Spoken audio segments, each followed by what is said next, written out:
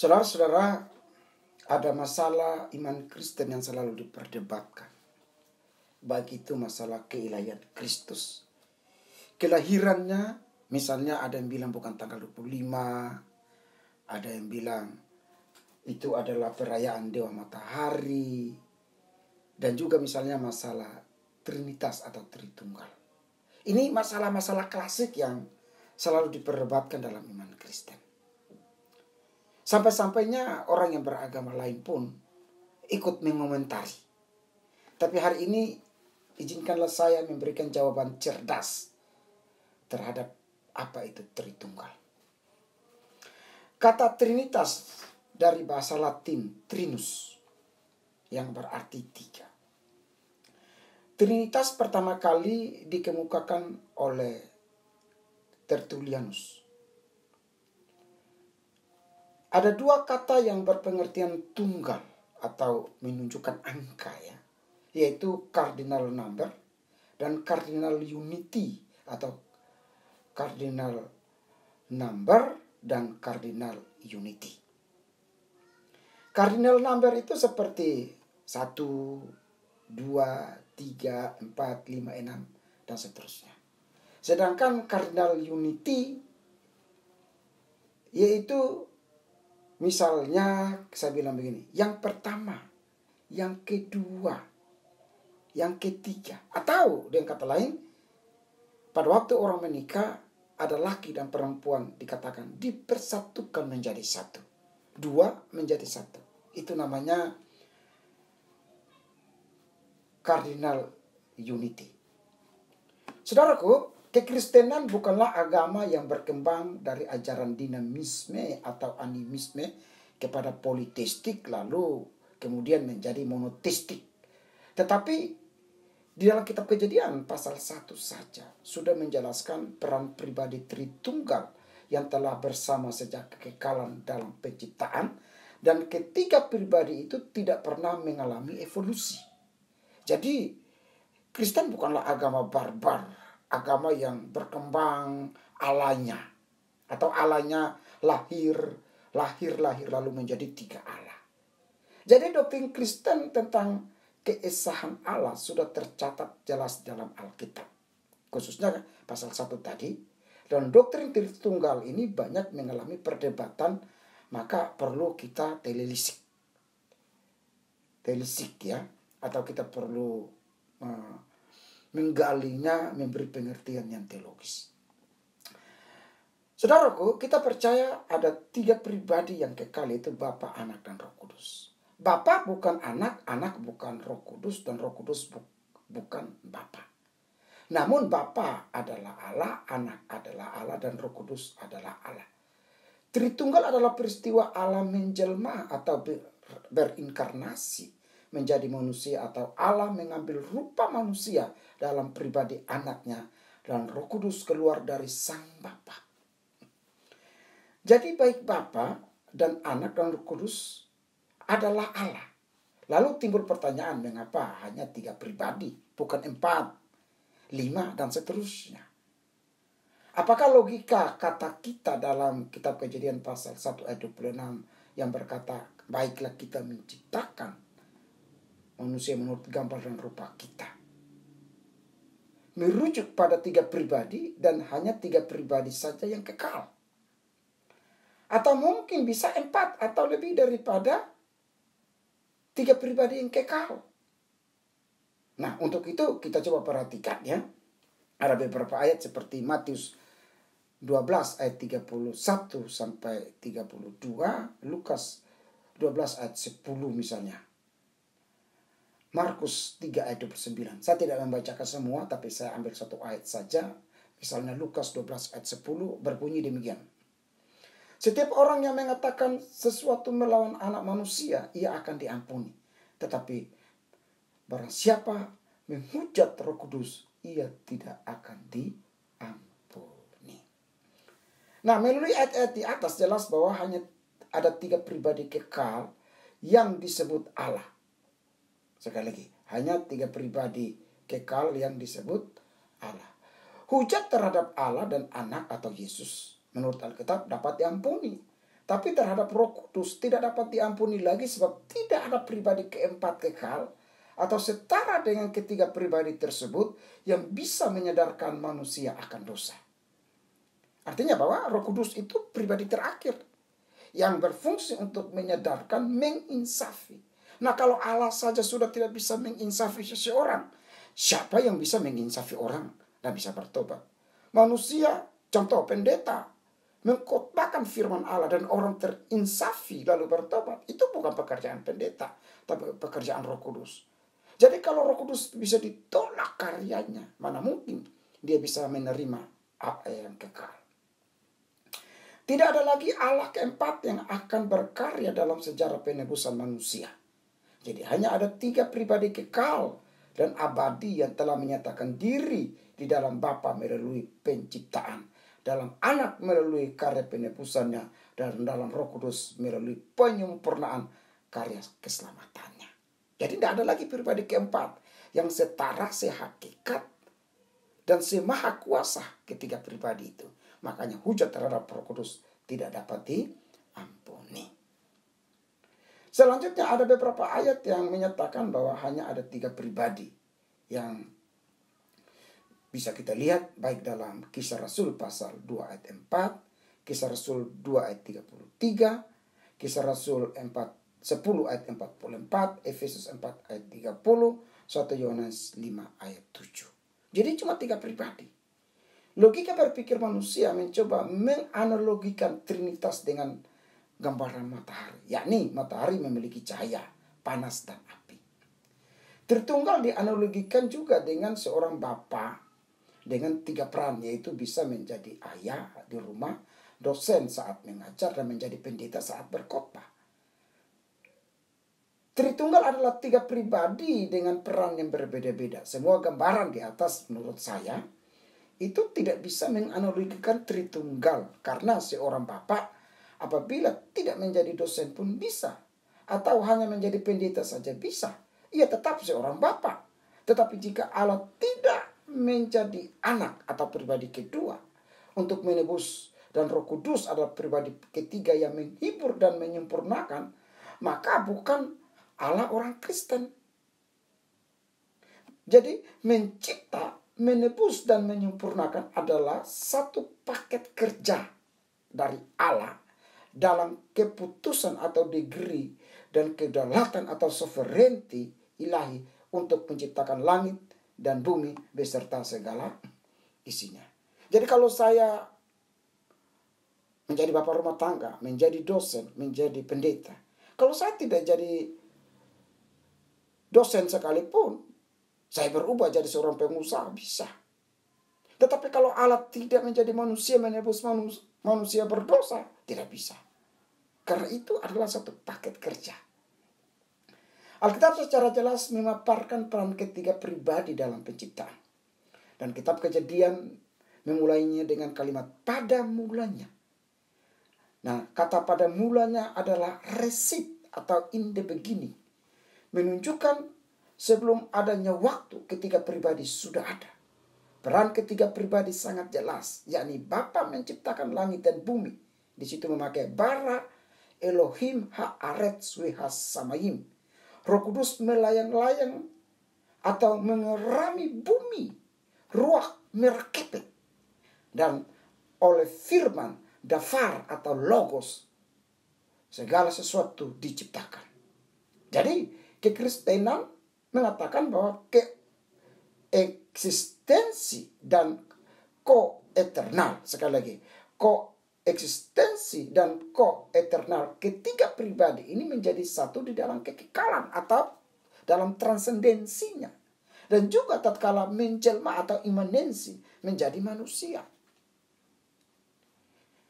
Dalam bahasa Yunani misalnya kita baca ya Yohanes 1 ayat 1. Misalnya en arke en hologos kai hologos proston teon. Ada kata sandang ho pada logos. Yang pertama hologos dan hologos proston teon. Menunjukkan kesamaan eksistensi dan kekekalan dengan Bapa. Artinya Bapa dan Kristus sama keberadaannya dalam kekekalan sejak pada mulanya. Oleh sebab itu Yohanes 1 ayat 1 mengatakan pada mulanya adalah firman dan firman itu bersama-sama dengan Allah dan firman itu adalah Allah. NRK hologos kai hologos proston theon kai theos hologos. Menunjukkan bahwa keberadaan ketiga pribadi adalah dalam satu kesatuan yang kekal. Yohanes 10 ayat 30, Kejadian 1 ayat 1 sampai 3, ayat 26 dan pasal 3 ayat 22. Jadi hologos dengan kata sadang ho itu menunjukkan bahwa ada kesamaan dengan hotheos atau sama dengan theos. Kalau dia menggunakan ton logon berarti logos atau firman atau Kristus itu lebih rendah karena objek. Tetapi karena menggunakan kata sandang yang sama di dalam bahasa Yunani, ho logos dan ho proston theon atau kepada theos atau Allah, maka baik hologos dan hotheos itu sama derajatnya, sama esensinya, dan sama eternalnya, dan sama maha kuasanya. Nah, ini dilihat dari tenses bahasa Yunani. Yohanes menulis Injilnya seperti Matius, Markus, dan Lukas, tetapi ia langsung kepada inti dan klimaks beritanya bahwa logos yang telah menjadi manusia sesungguhnya sudah ada pada mulanya. Gitu ya. Ia berbeda dengan manusia, di mana manusia memiliki awal hidup atau tanggal kelahiran, tetapi logos tidak memiliki awal atau akhir kehidupan. Dia adalah alfa dan omega, Wahid 1 ayat 18. Jadi waktu Yohanes berkata en hologos kahilogos pada mulanya, menunjukkan bahwa dia tidak memiliki awal hidup.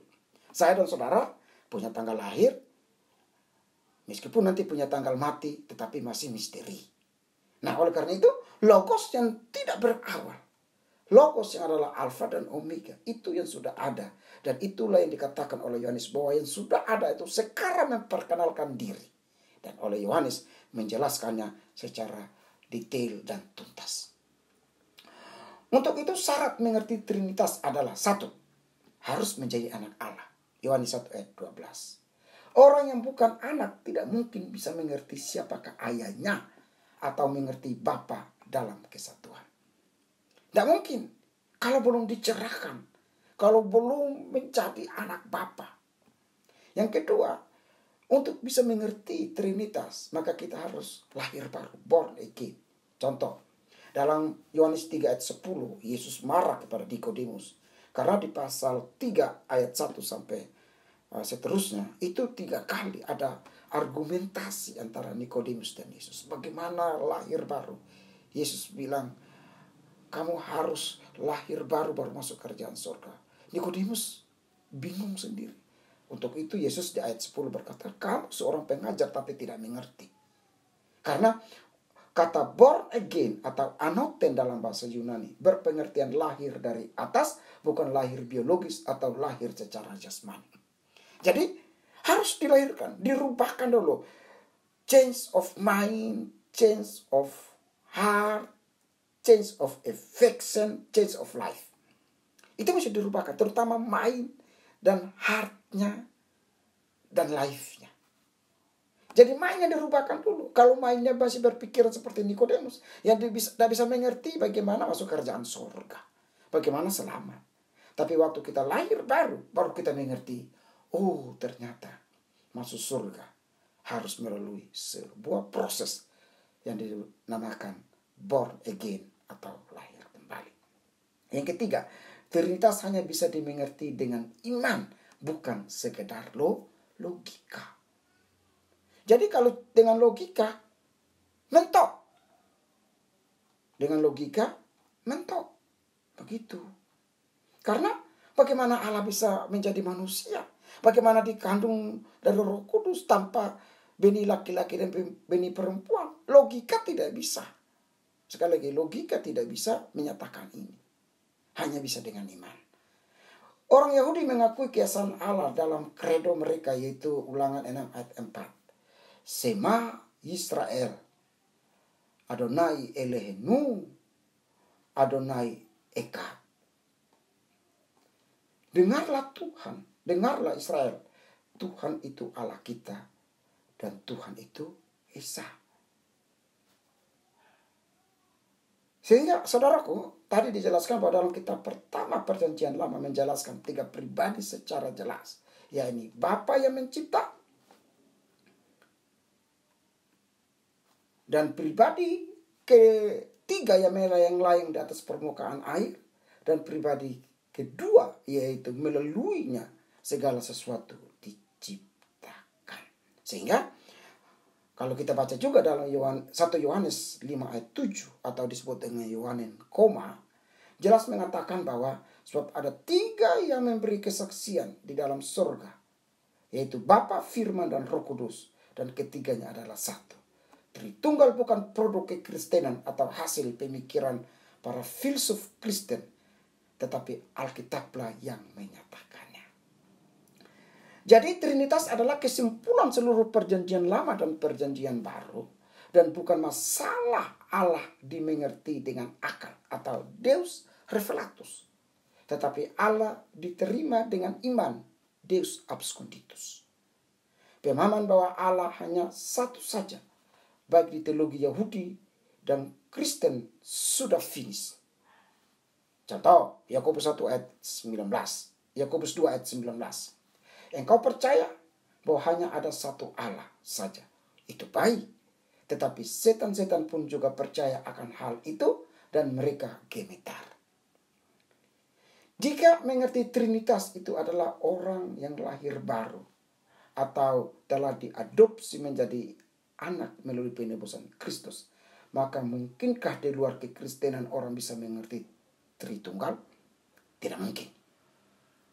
Konsep agama primitif sekalipun tidak berpersepsi bahwa Allah itu 3, apalagi konsep agama semawi atau agama seperti Kristen. Untuk itu sesungguhnya Trinitas itu meneguhkan apa yang ada di dalam Alkitab. Kita mengerti Tritunggal karena dalam Perjanjian Lama, peristiwa penampakan atau wajah Kristus yang disebut dengan Kristofani atau Teofani mengajarkan kepada kita bahwa sesungguhnya Allah itu tidak hanya bersifat transenden, tetapi Allah juga akan menjadi imanen, yaitu dalam Kristus Yesus. Jadi peristiwa Kristofani dari bahasa Yunani dan Ibrani, Kristos dan panim, wajah, memaksakan dalam tanda kutip dan akan memberikan penjelasan atau memberikan klarifikasi bahwa ada imanen atau ada inkarnasi. Perjanjian Lama orang Yahudi berhenti pada Kristofani atau Teofani. Tetapi Perjanjian Baru meneruskan itu, menggenapinya, memfulfill bahwa Kristofani itu adalah bersifat sementara. Tetapi inkarnasi bersifat permanen dan jelas.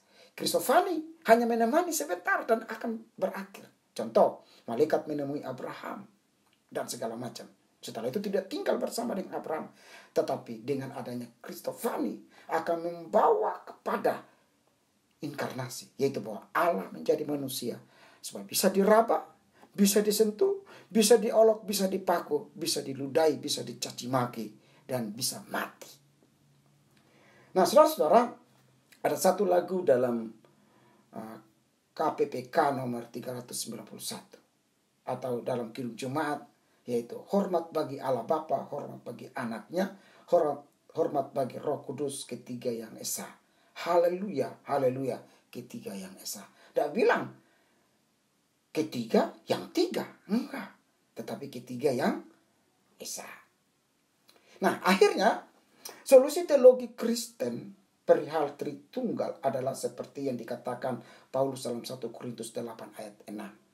Yang berbunyi, hanya ada satu Allah saja Bapa kita, yang daripadanya berasal segala sesuatu yang untuk Dia kita hidup, dan satu Tuhan saja yaitu Yesus Kristus, yang olehnya segala sesuatu telah dijadikan dan yang karena Dia kita hidup. One God, the Father, of whom are all things, and we in Him, and one Lord Jesus Christ, by whom are all things, and we by Him. Jadi saudaraku, doktrin Tritunggal dapat disimpulkan sebagai berikut. Yang pertama, Tritunggal berbicara tentang Allah, bukan bicara tentang manusia. Allah yang kekal memenuhi ruang dan waktu manusia. Allah memasuki waktu manusia. Allah dalam waktu yang kekal atau immortal memasuki waktu manusia yang terbatas atau mortal. Yang kedua, Trinitas bukan bicara jumlah Allah, tetapi kehadiran Allah menjadi manusia dan menyertai kita melalui Roh Kudus. Yang ketiga, Trinitas bukan bicara tentang kelahiran fisik atau jasmania, tetapi kelahiran atau kehadiran Allah yang sudah ada sebelum ruang dan waktu, atau bicara persoalan oinos, waktu kekekalan yang memasuki waktu kronos atau waktu yang dapat disetting atau direncanakan. Yang ketiga, Tritunggal jangan disamakan dengan agama pagan, animisme dan dinamisme, yakni ilah yang beranak atau Allah yang bertambah jumlah atas pribadinya. Ada Allah satu, Allah dua, Allah tiga. Yang kelima, ada pribadi pertama, pribadi kedua, dan pribadi ketiga. Bukan berarti angka yang melekat. Karena jika memfokuskan dan melukuskan pada Allah yang suatu tempat, Allah pada suatu tempat, ruang dan waktu, maka sama dengan membatasi kehadiran dan kemahakuasaan Allah. Tetapi 1, 2, dan 3 mengandung pengertian tindakan keselamatan atau salvation, yakni merujuk pada cara kerja Allah yang berjenjang, yaitu Bapa mencipta, Anak menebus, dan Roh Kudus menyempurnakan. Yang keenam, Trinitas adalah cara manusia yang terbatas berteologi dalam rangka mendefinisikan Allah yang tak terbatas agar dapat dimengerti oleh rasio yang terbatas dan telah tercemar dosa. Yang ketujuh, Trinitas adalah berteologi untuk menggambarkan pribadi eternal sesuai yang dituliskan dalam Alkitab. Jadi Trinitas bukan kesimpulan dari manusia bahwa ada 3 Allah yang dibuat-buat sendiri, apalagi menemukan 3 Allah dalam Alkitab. Yang kedelapan, kata Bapa, Anak dalam Trinitas atau ada pribadi pertama dan ada pribadi kedua. Dikenakan pada Trinitas tidak sama dan tidak diterapkan untuk kelahiran fisik, tetapi merujuk pada kelahiran sebelum segala sesuatu ada dan yang sebelum segala masa. Yang kesembilan, Yohanes menggambarkan pribadi kedua Tritunggal sebagai logos yang kekal, yang ko-eternal dan koeksistensinya sama kekalnya dengan Bapa. Logos adalah pribadi yang sudah ada sejak kekekalan atau NRK, enhologos, kaihologos, prostonteon. Nah, untuk itu saudara-saudara dapat disimpulkan bahwa Trinitas itu bukan hasil karangan manusia. Tapi Trinitas itu adalah satu kajian keseluruhan dari doktrin Alkitab, persoalan Allah Bapa yang mencipta, Allah Anak yang menebus, dan Allah Roh Kudus yang menyempurnakan. Ketiga pribadi ini sudah ada sejak kekekalan dan koeksistensi keberadaannya sama. Dan dia perlu menjadi manusia untuk menebus manusia yang berdosa. Dan olehnya kita akan hidup bersama dengan Trinitas ini, Allah yang kekal ini, dalam kekekalan abadi selama-lamanya. Tuhan berkati Masal Ubraka. Amin.